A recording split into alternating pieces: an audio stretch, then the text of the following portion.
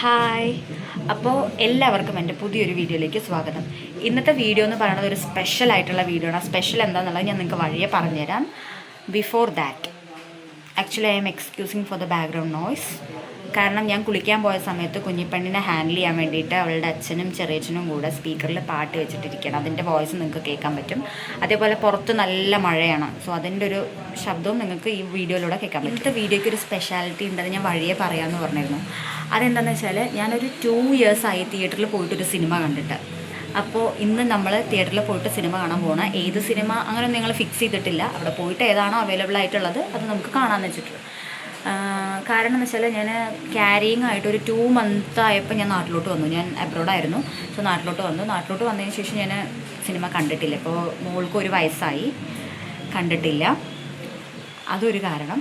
പിന്നെ രണ്ടാമത് കുഞ്ഞിപ്പെണ്ണിൻ്റെ ഫസ്റ്റത്തെ തിയേറ്റർ എക്സ്പീരിയൻസ് ആണ്. അവളെങ്ങനെ റിയാക്ട് ചെയ്യുന്നത് നമുക്കറിയത്തില്ല. അപ്പം സിനിമ കാണാൻ പോകുന്നത് ഞാനും രാജുവും കിച്ചും കൂടെയാണ്, അവളുടെ ചെറിയച്ഛനും കൂടെയാണ് പോകുന്നത്. മാക്സിമം അവളെ സെറ്റിൽ ചെയ്തിട്ട് കൊണ്ടുപോകാനാണ് നോക്കുന്നത്. എത്രത്തോളം നമ്മൾ കംഫർട്ടാക്കി വയ്ക്കാൻ പറ്റും അത്രത്തോളം കംഫർട്ടാക്കിയിട്ട് കൊണ്ടുപോകാനാണ് നോക്കുന്നത്. റിയാക്ഷൻ എന്തായിരിക്കും നമുക്ക് വഴിയേ കാണാം. ഇപ്പം ഞാൻ റെഡിയായിട്ട് വേണം അവളെ റെഡിയാക്കാൻ. അങ്ങനെ കുഞ്ഞിപ്പെണ്ണിനെയും കൂട്ടിയിട്ട് സിനിമ കാണാനായിട്ട് ഞങ്ങൾ 4 പേരും കൂടെ ഇറങ്ങിയിട്ടുണ്ട്. 11:30 തുടങ്ങുന്ന ഷോയ്ക്കായിരുന്നു പോകാൻ തീരുമാനിച്ചത്. വീട്ടിൽ നിന്ന് ഇറങ്ങുമ്പോൾ തന്നെ 11:27 ആയിട്ടുണ്ട്. എന്തായാലും തിയേറ്ററിൽ എത്തുമ്പോഴേക്കും ഷോ തുടങ്ങി കുറച്ചായിട്ടുണ്ടാവും. പിന്നെ ഈ ബാക്കിലിരിക്കുന്ന ഈ വ്യക്തി കിച്ചു, ഇവനാണ് എന്നെ വീഡിയോ എടുക്കാൻ ഒരുപാട് പ്രേരിപ്പിക്കാറുള്ളത്. അവസാനം ഞങ്ങൾ തിയേറ്ററിലെത്തി. ടിക്കറ്റൊക്കെ ചെക്ക് ചെയ്തിട്ട് ഞങ്ങൾ 3 പേരും കൂടെ അകത്ത് പോവാണ്. കുഞ്ഞിപ്പെണ്ണ ഏത് രീതിയിലാണ് പ്രതികരിക്കുക എന്നുള്ളത് സത്യം പറഞ്ഞാൽ അറിയില്ല. അവളെ ഞാനാണ് എടുത്തിട്ടുള്ളത് കുറച്ചുകൂടെ ഒന്ന് കംഫർട്ടൊക്കെ, കാരണം അവൾ ആരോടും പോവാറില്ല. ആക്ച്വലി നമ്മളിവിടെ വന്നത് പരിമള ആൻഡ് കോ കാണാനാണ്. അപ്പോൾ ഞങ്ങൾ ടിക്കറ്റൊക്കെ എടുത്തിട്ട് അകത്ത് കയറുമ്പോൾ തന്നെ സിനിമ ഓൾറെഡി തുടങ്ങിയിട്ടുണ്ടായിരുന്നു. ഇത് കണ്ടില്ലേ? ഇപ്പം നിങ്ങൾ വിചാരിക്കും ഞങ്ങൾ സിനിമ കാണാനിരിക്കുകയാണെന്ന്. അല്ല, ഞങ്ങളിവിടെ സിനിമാ തിയേറ്ററിലൊരു ഓഫീസ് റൂമിലിരിക്കുകയാണ്. കുഞ്ഞിപ്പെണ്ണിൻ്റെ അച്ഛനും ചെറിയച്ഛനും ഉള്ളിൽ സുഖമായിട്ട് സിനിമ കാണുന്നുണ്ട്. രാജു എനിക്ക് വേണ്ടി കുറച്ചു നേരം ഇവളെ പുറത്ത് പിടിച്ച് നിന്നു. പക്ഷേ രാജുവിൻ്റെ അടുത്ത് ഇവള് നിൽക്കുന്നില്ല. ഇപ്പം ಖುಷಿയായി. അമ്മേ ഞാൻ കാണാത്തത് അമ്മയും കാണണ്ടെന്നുള്ളൊരു ഇത് വേണ്ട. കള്ളച്ചിരി നോക്ക്. സിനിമ കാണണ്ടടി നിനക്ക്. അപ്പം ആദ്യത്തെ തിയേറ്റർ എക്സ്പീരിയൻസ് ഫ്ലോപ്പായി.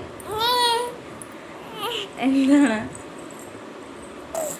നോക്ക്, എന്തൊരു സന്തോഷമാണ് നോക്ക്.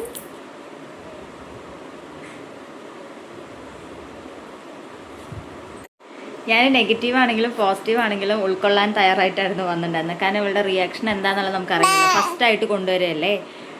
അപ്പോൾ തിയേറ്ററിലെ സൗണ്ടും മൊത്തം എല്ലാം കൂടി കേട്ടിട്ട് ആൾക്കങ്ങ് സെറ്റായില്ല.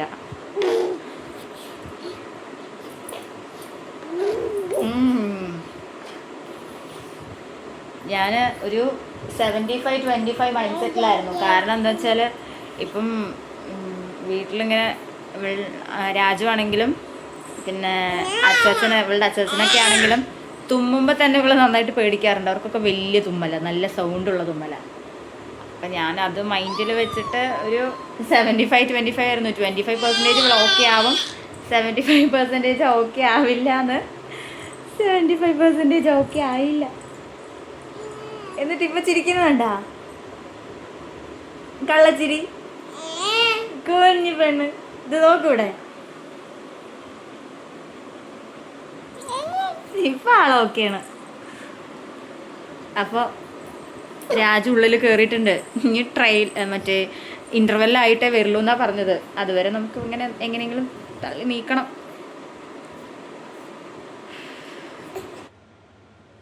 ഇന്റർവെല്ല് കഴിഞ്ഞിട്ട് രാജുവും കിച്ചുവും കൂടെ ഇറങ്ങിയതോടെ ഞങ്ങളുടെ സിനിമ കാണൽ പരിപാടി അവിടെ അവസാനിപ്പിച്ചു.